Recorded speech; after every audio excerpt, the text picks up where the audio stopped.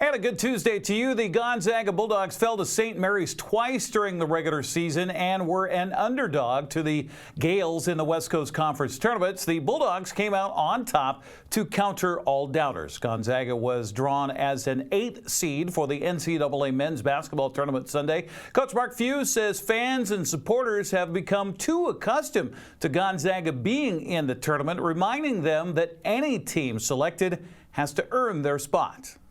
But hey, for us to be in Salt Lake, and I think they rewarded us for us going out and playing people in the non-conference. And look, I say this every year, it's just such a blessing to be involved in this thing.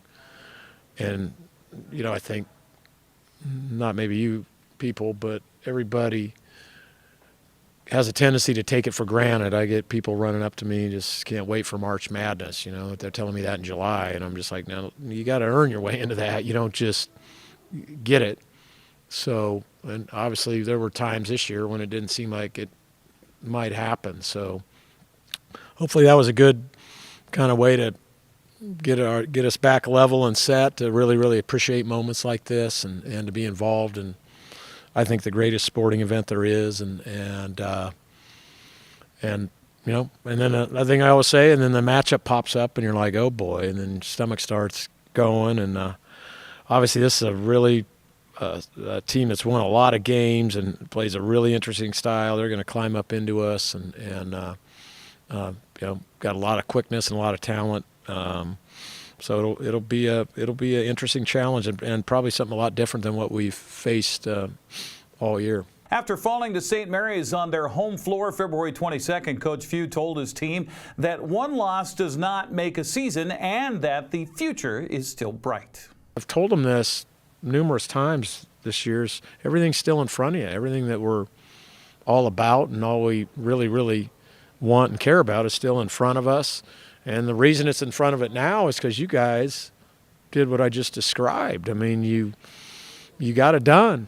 You know, you put us in position where we could drop a game in the conference tournament. And I think there was a good stretch this season where nobody thought that was even possible. And so you deserve all the credit for that. So don't be hanging your head. And just told them, you know, we didn't do what we've been doing prior to that game. And so it's kind of a anomaly, and let's correct it and go out and get ready to roll. Gonzaga will face Georgia in the first round of the men's NCAA tournament Thursday at 4:35 p.m. That will be on TBS. Well, for the first time since the 2016-17 season, the Washington women's basketball team will play in the NCAA tournament. The Huskies were selected as an 11th seed during Selection Sunday and will play Columbia in the first four Thursday. The game will tip at 4 p.m. Pacific on the North Carolina campus, with a game broadcast on ESPN2. Hailey Van Lith has helped TCU return to the NCAA women's basketball tournament for the first time since 2010. In fact, TCU will host the first two rounds of the tournament play at Schollmeyer Arena for the first time in school history. TCU, a 2nd seed, will face 15th-seeded Fairleigh Dickinson at 12:30 Friday afternoon on ESPN2. Van Lith will be reunited with her former coach, Jeff Walz, at Louisville, who also will play in Fort Worth against Nebraska in the first round on Friday. The winners of the first two games will meet on Sunday, so Hailey could be playing her former team on Sunday. How about that? Well, the Athletics walked off against the Mariners yesterday in Cactus League Baseball. 7-6 was the final. Cal Raleigh hit his second home run of the spring, and Luke Raley did what he could to help Seattle both at the plate and in the field. Randy Rosadue up next. The pitch, swing, and a well-hit ball deep into right field. Butler going back, looking up at the track, the wall. Goodbye, baseball. Onto the berm in right field. It bounces into the bullpen for the A's. Cal Raleigh at pitch number 11. His second home run of the spring. It's a one-run game. It's now the A's 5 and the Mariners 4. Top of the 8th, 5-4 A's. The stretch and the pitch. Luke swinging a drive into the gap in right center field. That's down for a base hit. Extra bases. Running third, heading home. Randy Rosarena. The throw into second, not in time. Luke Raley head first slide in the bag with an RBI double, ties the game. Here comes the 1-0. Swung on. That is crushed to center field.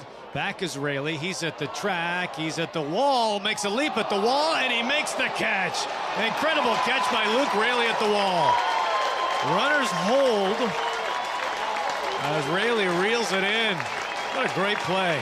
Hit that warning track, timed it perfectly at the top of the wall to make an outstanding catch. Hitting room in right center, and it's on the way. And Muncy, a line drive left center for a base hit. The A's are going to win the game. Perez around third to score easily on a game-winning line drive base hit to left center by Max Muncy. The A's walk it off, and they beat the Mariners on St. Patrick's Day in the Cactus League by the final of 7-6. Seattle was back in Peoria today to face the Brewers and will host the Rangers tomorrow at 1:10. Seattle Kraken are on the road tonight in NHL play. Seattle's in Chicago to face the Blackhawks at the United Center. The game broadcast on Kong TV.